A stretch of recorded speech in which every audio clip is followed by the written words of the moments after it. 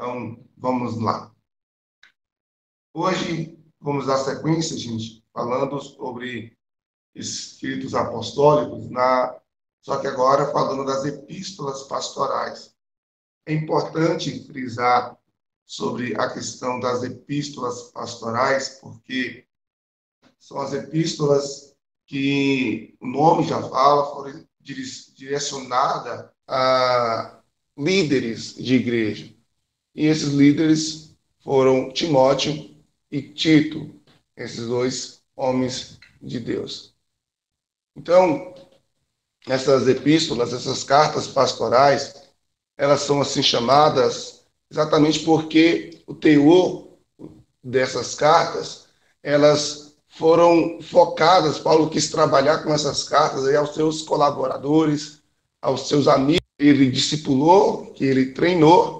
Então, tanto Timóteo, tanto Tito, eles assumiram cargos de liderança em igrejas pós Paulo ter assim aberto esses nomes, né? Apareceu pela primeira vez, foi lá no século XVIII, onde estudando os escritos apostólicos, nós vamos perceber que foi descoberto esse modelo de inscrição das Sagradas Escrituras. A forma de se expor as verdades aqui era de um pouco diferente. Paulo aborda aqui de uma maneira mais diferente, porque a sua metodologia aqui é voltada mais para a organização da igreja. Por exemplo, é como se fosse um bispo mesmo, dando a orientação para os seus pastores iniciantes, como ele deveria organizar a igreja, as lideranças da igreja, como ele deveria trabalhar ali a catequese inicial daqueles recém-convertidos, transmitir, por exemplo, para eles os valores genuínos do apostolado que eles transmitiriam a outros. Essas cartas, ela tem um teor doutrinário, um teor focado em treinar aqueles que seriam seus sucessores, no caso, Timóteo e Tito. Nós temos dentro dessa discussão das epístolas pastorais uma dificuldade que nós podemos chamar de problemática, porque alguns acreditam não ser Paulo o autor genuíno desses textos, né? No século XIX vai surgir aí com uma crítica racionalista e falando que Paulo talvez não seria o escritor desses textos. Há sempre, gente, uma discussão se é Paulo ou não o autor de algumas dessas cartas, né? Pelo menos aquelas que têm a dúvida quanto à autoria, até porque pela a proeminência do apostolado de Paulo, quanto Paulo é o destaque do Novo Testamento, alguns até comentam, algumas dessas cartas foram aderidas a Paulo sem ser propriamente o autor sido Paulo. Jack Smith, ele vai negar, por exemplo, a autenticidade da primeira epístola a Timóteo, e aos poucos a negação atingiu também as outras duas cartas que foram atribuídas a falsários do século II. O argumento desses é como se eles falaram que a estrutura apresentada, por exemplo, nas epístolas, refere-se a um estilo de igreja, um estilo de organização estrutural da igreja já bem mais recente do que o estilo de organização que se vê no período apostólico. Vou explicar melhor. Nós temos, por exemplo, na epístola a Timóteo, de Tito, ensinando como deve ser o proceder de um presbítero, como deve ser o proceder de um diácono, explicando como deveria se comportar os jovens em relação aos idosos, esses tipos de ensino, e que remete muito ao estilo de igreja mais moderna, e não uma igreja primitiva. São alguns dos argumentos, e nós vamos ver aqui à frente mais detalhes sobre isso. Sem falar dessa adesão a esse pensamento de que as cartas não foram escritas por Paulo, mas de alguns falsos escritores datados do século II após Cristo, a qual teria usado o nome de Paulo para dar autoridade, para dar credibilidade a essas cartas.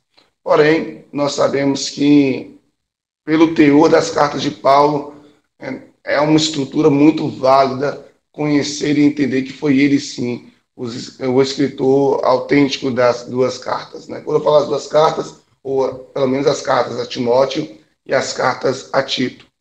Então, vamos entender aqui algumas objeções, que seria os argumentos que esses pensadores, esses, entre aspas, estudiosos, dizem que não poderia ser Paulo o autor, ou não poderia ser uma carta do período apostólico, ali, aquele período até o ano 95 depois de Cristo, e que seria de um período posterior a esse.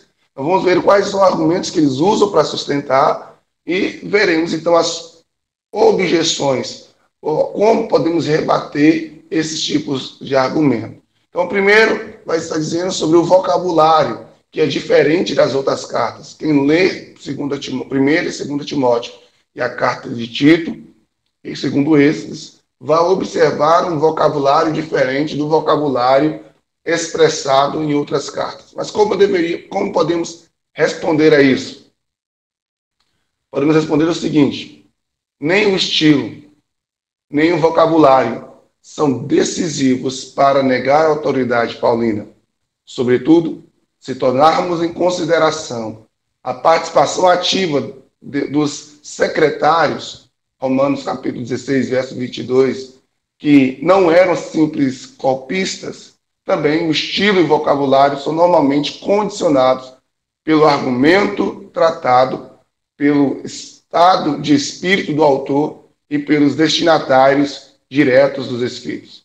Paulo, nas pastorais, usa um tom familiar e simples, porque se dirige como pai a filhos responsáveis por suas comunidades.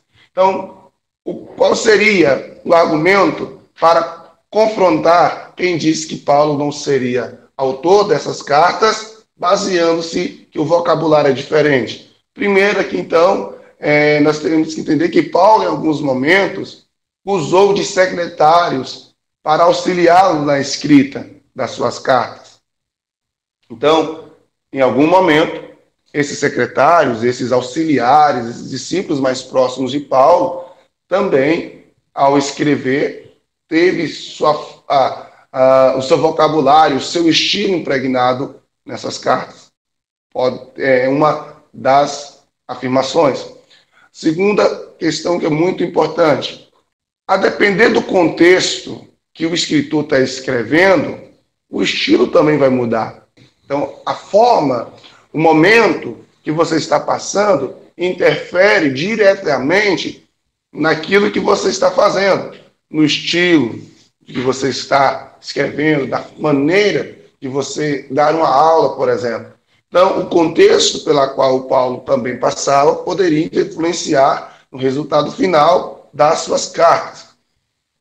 E, em terceiro lugar, Paulo não está escrevendo a pessoas que ele não conhecia.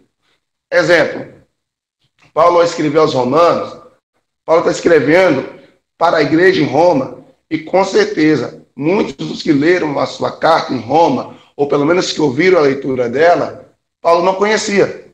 São pessoas estranhas fisicamente, de relacionamento. Mas Paulo agora está escrevendo a 2 discípulos que andou com ele constantemente. A 2 discípulos que ele não tinha apenas como discípulos, mas tinha como filhos. Então, a forma de Paulo conversar com esses 2 filhos ministeriais é totalmente diferente de como ele pastoreava ou conversava com outros crentes daquele momento. Então, é natural que na sua carta ele expresse de uma maneira mais carinhosa, de uma maneira muito mais íntima do que se ele estivesse escrevendo para uma igreja como Gálatas, Éfeso, ou para Tessalônica, onde membros ou da igreja de Cristo que ele não conhecia iria ler sua carta. Então, nós temos essa questão importante a frisar quanto ao vocabulário, quanto ao estilo da carta. Um outro fator que é importante dizer aqui, queridos, que alguns afirmam, pelo fato de Paulo não ser o escritor da carta, é que a doutrina é mais normativa e jurídica. O que ele quer dizer? É que insiste na fidelidade à verdade, a fé é vista como um conjunto de verdades a qual se deve crer e não uma adesão pessoal de Cristo. Então, segundo essas pessoas que contrapõem que Paulo seja o autor da carta, ele está dizendo que essas cartas têm um cunho normativo. É como se fosse ali uma confissão de fé, como Paulo está falando para os seus liderados. Precisamos desenvolver novos crentes que se comportem desta maneira.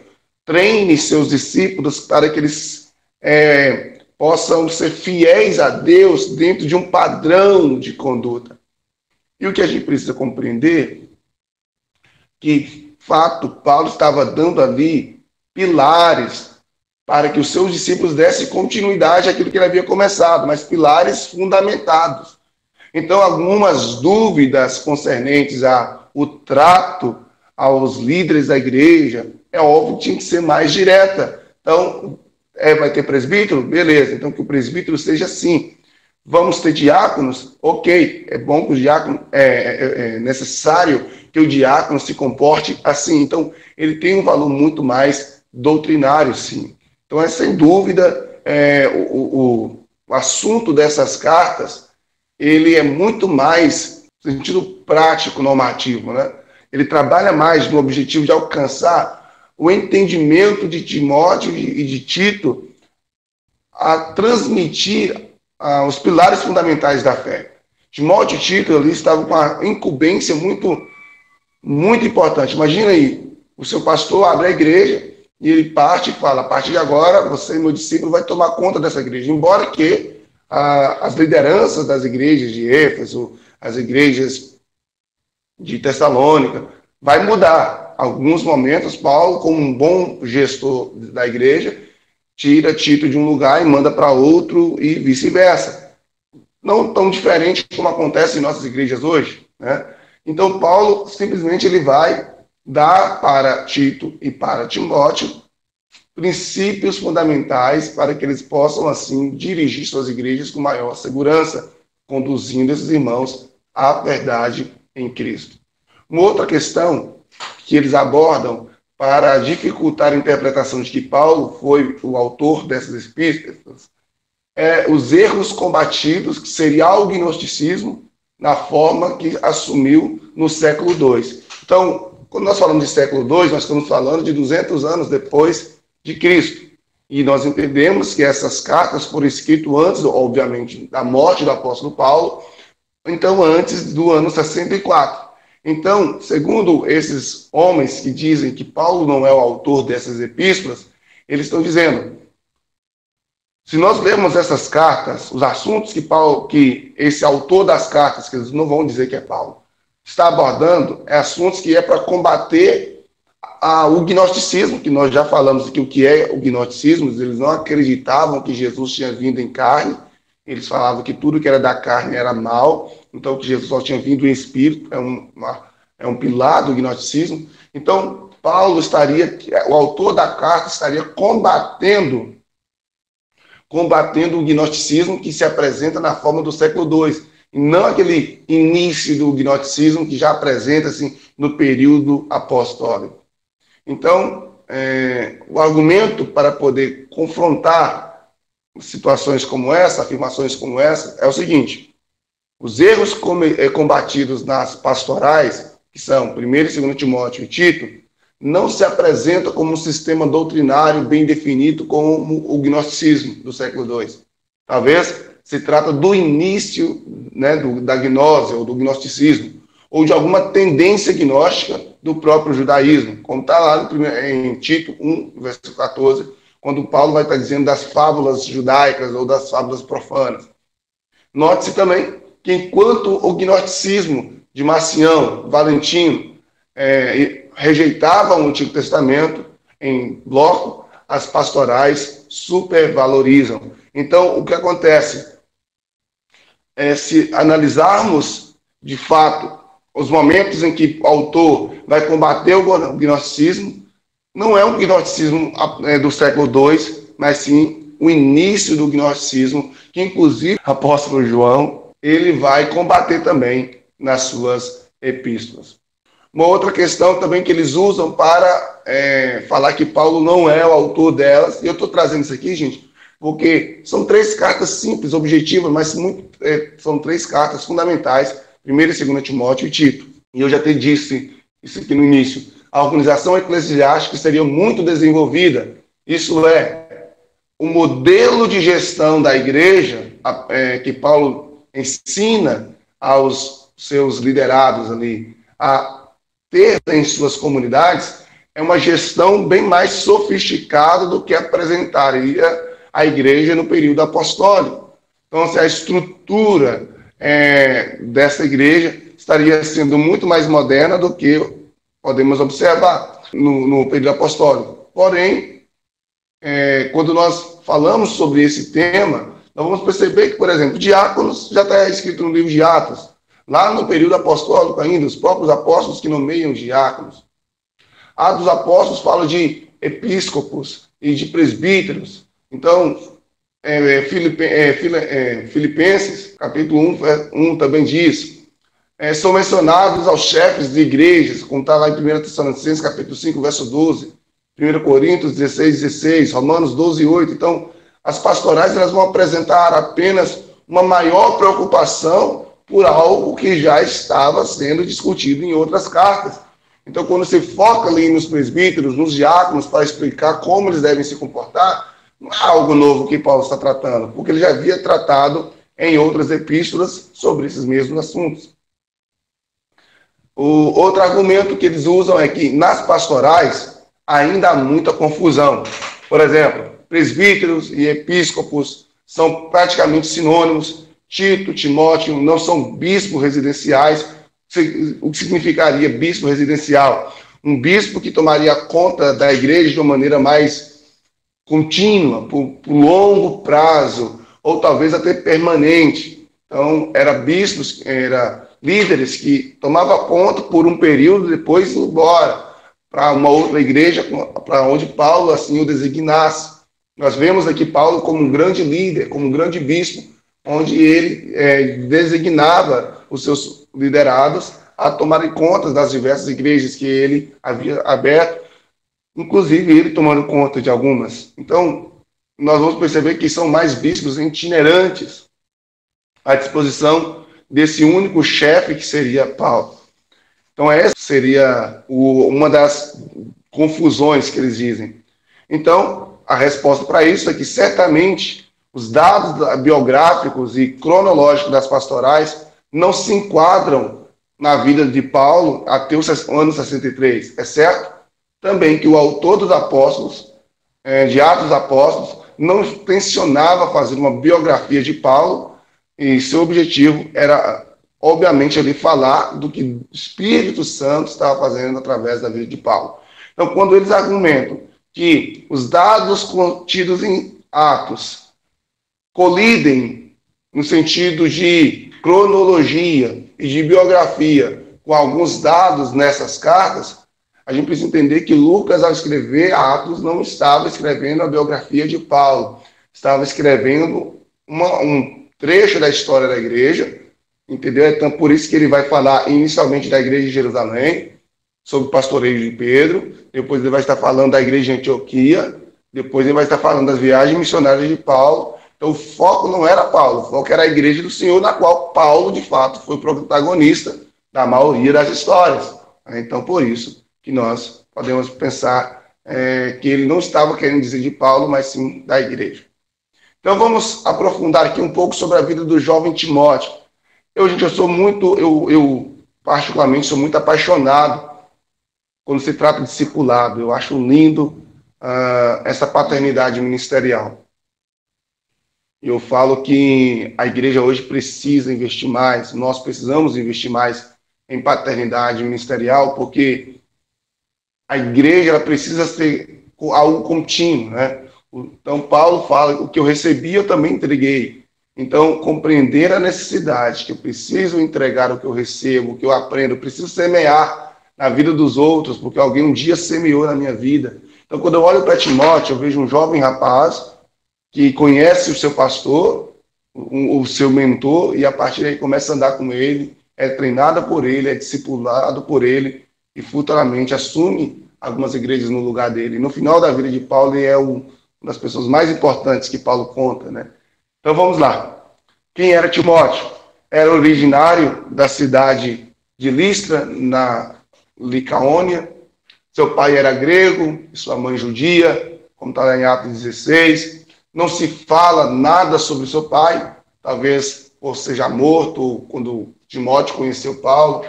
Foi educado por sua mãe, Eunice, e por sua avó Lóide, que lhe transmitiram a fé judaica e o conhecimento da lei de Moisés. Mas por ser filho de pai gentil, ele não foi circuncidado, né, ao oitavo dia, como era natural. Toda criança judaica, ao oitavo dia, teria que ser circuncidado. E Timóteo não foi. Então, devido a essa circunstância, mesmo depois de mais velho ali, para poder agradar aos judeus, Paulo então vai lá e circuncida Timóteo. Então, provavelmente vai conhecer Paulo ali durante a sua segunda viagem missionária. Logo em seguida, a cisão entre Barnabé e Paulo, devido ao caso lá de João Marcos, né? Então ele tornou-se conhecido na comunidade cristã e gozava-se de grande estima. Vamos perceber que as pessoas da cidade elogiavam muito a Timóteo. Foi durante a segunda viagem missionária, por exemplo, que Paulo vai encontrar com Timóteo, onde vai batizar Timóteo e vai trazer ele para ser o seu discípulo, seu colaborador, para mais perto dele, né? E para facilitar seu contato com os judeus, Paulo então vai lá e circuncida. Imagina o sofrimento de Timóteo, depois de adulto, passar por uma operação como essa, né? Desde então, tornou-se colaborador fiel de Paulo e esteve com Paulo no momento em que foram escritas as cartas a Tessalônica, as cartas a Coríntios, esteve com Paulo quando Paulo escreveu aos Romanos, esteve com Paulo quando Paulo escreveu aos Filipenses, quando Paulo escreveu aos Colossenses e Filemão. Então, percebe? Timóteo foi alguém muito presente na vida do apóstolo Paulo. Então, quando nós discutimos aqui agora sobre a forma como que Paulo conversa nessa carta, é diferente de como Paulo escreve e conversa com as outras cartas, é porque Paulo está escrevendo a alguém íntimo, alguém que em todo o tempo, mesmo não sendo parente de sangue, mas se tornou filho ministerial e que andou com Paulo constantemente. Então acompanhou Paulo para Macedônia, a Corinto, a Éfeso. Então ele viajou bastante depois que conheceu Paulo, desempenhou várias tarefas de confiança de Paulo e muitas vezes tarefas difíceis. E você está vendo aí na tela algumas referências desses momentos aí que o garoto Timóteo tomou essa posição de caminhar junto, obedecendo à direção de Paulo. Timóteo tinha uma saúde meio que delicada, como a gente percebe em 1 Timóteo, capítulo 5, verso 23. Paulo, inclusive, aconselha ele a cuidar do seu estômago. Um caráter tímido, indeciso, nós vamos perceber isso em alguns textos aqui, como se vê. E talvez reflexo da educação familiar, da personalidade de Paulo com quem conviveu. Nós sabemos que nosso caráter é forjado muito aí com as pessoas que nós convivemos. Não sabemos quando recebeu a imposição das mãos, mas Paulo vai dizer que ele recebeu essa imposição de mãos, o dom que ele tinha, fruto também dessa oração de imposição de mãos. A primeira carta que Paulo escreve a ele, apresenta ele como responsável da igreja de Éfeso. Depois Paulo escreve para encorajá-lo e alertá-lo contra as falsas doutrinas. Esteve provavelmente com Paulo na época de seu martírio, porque Paulo vai pedir para Timóteo, venha ter comigo depressa, né? Porque Paulo já estava percebendo que ele iria partir, que ele iria morrer. Então, Paulo decide aí chamá-lo, porque não tinha ninguém mais com ele para aquele momento. Então, vai ser os últimos momentos da vida de Paulo. Paulo vai estar contando com Timóteo do seu lado. Esteve provavelmente com Paulo ali quando ele estava prestes a morrer, e logo em seguida ele vai retornar a Éfeso, onde, segundo a tradição, ele vai morrer também como Marte no ano de 97. Isso é cerca de 30 anos aí depois que o apóstolo Paulo morre. 27 a 30 anos depois da morte de Paulo é que ele vai também morrer, ser assassinado como Marte, a semelhança do seu mentor, do seu discipulador. Então, nós vamos agora para o segundo amigo, discípulo de Paulo, Tito. E a história vai remeter Paulo preso lá em Roma, por um momento, depois solta Paulo, e Paulo fica 3 anos em Roma, logo depois é preso e morto. Né? Então, após a primeiro momento em que Paulo é preso em Roma e ele é solto, Paulo, então, encarregou Tito de governar a igreja de Creta, como está lá em Tito 1, verso 5, e depois foi encontrar-se com Paulo em Nicópolis, no Épiro, sendo substituído em Creta por Artemas e Tíquico, como se vê em Tito, capítulo 3, verso 12. Não sabemos se Nicópolis ou de Roma, Paulo enviou para evangelizar Dalmácia, onde seu culto é muito difundido até hoje. Tito parece ter sido um homem forte, de intuito rápido e ótimo organizador. É provável que após a morte de Paulo tenha voltado para Creta, né? Da mesma forma que Timóteo, ele voltou para Éfeso. Então, quais são os destaques das cartas de Timóteo, de Paulo a Timóteo, e os destaques da carta de Paulo a Tito? Então, vamos começar falando do destaque das cartas de Paulo a Timóteo, começando pela 1 Timóteo, capítulo 1, verso 4, onde Paulo vai começar orientando Timóteo sobre ter cuidado com as genealogias intermináveis, né? Aquela discussão. Inclusive, eu vi um certo pastor falando que até Paulo questionou o uso de genealogias, que não havia necessidade de estar pregando sobre isso, não. Como nós já vimos, inclusive na nossa aula lá no início do curso, quando nós tratamos o livro de Gênesis, nós falamos um pouco da história de Noé, de Caim, as genealogias, as raízes genealógicas, da qual veio a construção da humanidade que temos. E é importante porque você conhece, é necessário estudar, desde que sejam as genealogias da Bíblia.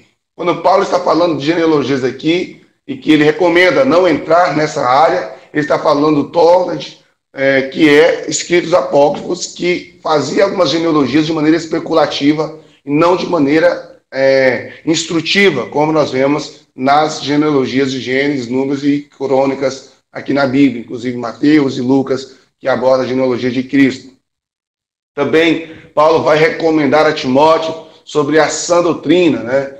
Então a gente precisa entender aqui que a sã doutrina da palavra é diferente da doutrina estoica, porque na época tinha essa doutrina de 14 pontos que defendia, 14 pontos, né? Que defendia um viver mais razoável, um viver mais tranquilo, um viver mais educado, né? Se comportar um judeu, por exemplo. Mas Paulo, quando está falando da sã doutrina, ele está falando que é a doutrina que, além desse comportamento ajustado, refinado que se deveria ter, é um comportamento que não vai sair nem distorcer da santa palavra de Deus e do evangelho da cruz. Paulo vai defender esse evangelho da cruz. Então, é permanecer nesta sã doutrina do evangelho da cruz e não da doutrina que era essa ramificação da doutrina ou do conhecimento grego da época. Nós vamos perceber também Paulo falando sobre entregar a Satanás. O que significaria entregar a Satanás? Era excomungar, literalmente, uma pessoa dentro da comunidade que havia ferido os princípios de Cristo por um tempo, para que ele possa, de alguma forma, pensar sobre isso. O que nós chamaríamos hoje de colocar no banco, literalmente aí as pessoas usam Então, Paulo vai usar essa expressão. Então, 2 Timóteo, capítulo 2, verso 1 ao 15, vai trazer o significativo que conceda o primeiro lugar às reuniões de oração, talvez por considerá-las o centro da vida comunitária. Por isso é mais notável que nenhuma das cartas mencione a Eucaristia. A instrução parece dominada pelo desejo de corrigir abusos internos e externos. O tom é de autoridade. Então, vamos perceber nessas cartas que não é, por exemplo, no sentido que Paulo escreve elas, para ensinar coisas dogmáticas do culto. Ele usa mais a autoridade pastoral para instruir líderes a tratar liderados. Então, ele, um grande líder, estava instruindo seus liderados a tratar de outros liderados. E com isso, nós vamos perceber que a carta ela vai ter um tom muito maior de autoridade, e aí o desejo dele mesmo é corrigir abusos que alguns pseudos apóstolos poderiam tentar colocar dentro da igreja da qual Timóteo estava pastoreando. E aí nós vamos entender que Paulo ele foca, como sempre, o seu desejo de formar lideranças para dar seguimento ao trabalho que ele começou. Encontra, por exemplo, duas categorias de líderes, que são os bispos ou presbíteros e diáconos, onde ele vai estar dando direção de como esses dois devem se comportar. 2 Timóteo, capítulo 1 e 2, vai ser, ao passar a primeira parte aí da carta para a segunda parte, escutamos um tom diferente, mais pessoal nas recomendações, mais cordial nos conselhos e avisos. Então, nós percebemos aí dentro do primeiro parte da carta um tom mais autoritário, um tom mais forte, de um líder mesmo falando para um liderado. Na segunda parte da carta, teremos já um pai falando a um discípulo, a um mentor falando ao seu mentoreado. Então, essa transição que Paulo faz nas cartas de aquele pastor que quer as coisas certas para aquele pai que quer dar direção ao filho. Então, 2 Timóteo, capítulo 1, 10, vai estar falando do termo aí parousia, que tradicional no corpo paulino, na sua escrita, né? Vamos perceber isso em Tessalonicenses, quando ele vai falando da parousia. Nós vamos falar desse termo, é um termo grego que vai falar da volta do Senhor. Então, Paulo, agora em 2 Timóteo, no capítulo 1 e 10, foca um pouco aí nesse retorno do Senhor. Na sua carta, no capítulo 3, verso 14 ao 17, é um dos textos mais lidos quando se trata de defender a autoridade das Escrituras, porque Paulo vai dizer que a Timóteo, olha, você sabe das sagradas letras que desde a infância você conhece, e toda a Escritura é divinamente inspirada por Deus, é proveitosa para corrigir, para instruir, para redarguir em justiça. Então, um dos textos mais citados do Novo Testamento. Então, quando nós olhamos então agora para a carta de Tito, o destaque das cartas de Tito vai ser o capítulo 1, do verso 1 ao 4, onde nós vamos perceber que a carta é breve, mas uma saudação bastante longa, né? Então, parece desproporcional aí, mas Paulo faz questão de usar aqui para saudar os irmãos. No verso 16, ainda do capítulo 1, Tito vai receber essas orientações de Paulo, falando da fé sem obras, né? E que Tiago também vai condenar. A preocupação de Paulo era, antes de tudo, a salvação pela fé, independente das obras da lei.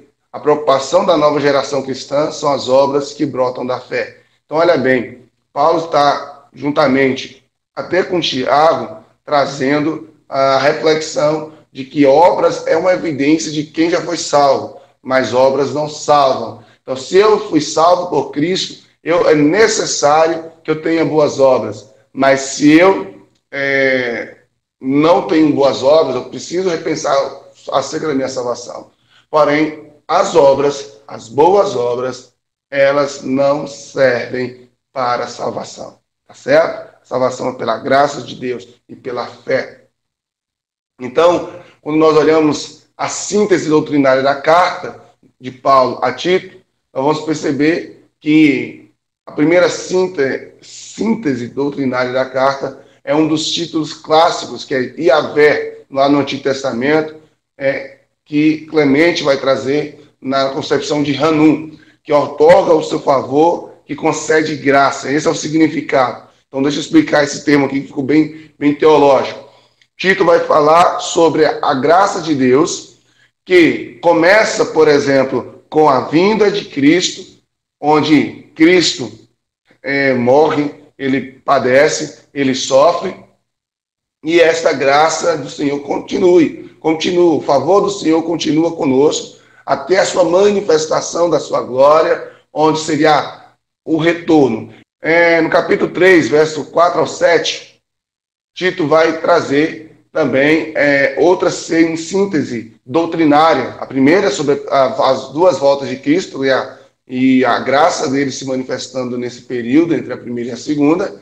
E na segunda parte da carta de Tito, ele vai trazer algo parecido como um hino da bondade de Deus. Falam de vários salmos, por exemplo, mas que Deus revelou a sua bondade a Moisés e que agora a bondade se manifestou definitivamente em Cristo. O amor ao homem, a filantropia, que é um termo grego, é um atributo divino e único no Novo Testamento. Então, nós vamos perceber que Tito vai trazer, olha, no Antigo Testamento, Deus se manifestou sua bondade, e ele expressou vários salmos que falavam da bondade de Deus. Fala também que Deus manifestou a bondade através de Moisés. Por que ele usa Moisés? Por causa da lei. Mas agora a bondade de Deus se manifestou através do Filho, Jesus Cristo. Amém? Espero que agora a gente conclui as nossas duas cartas de Paulo, né, aos seus mentoreados, as cartas pastorais, a Timóteo e a Tito. Gostaria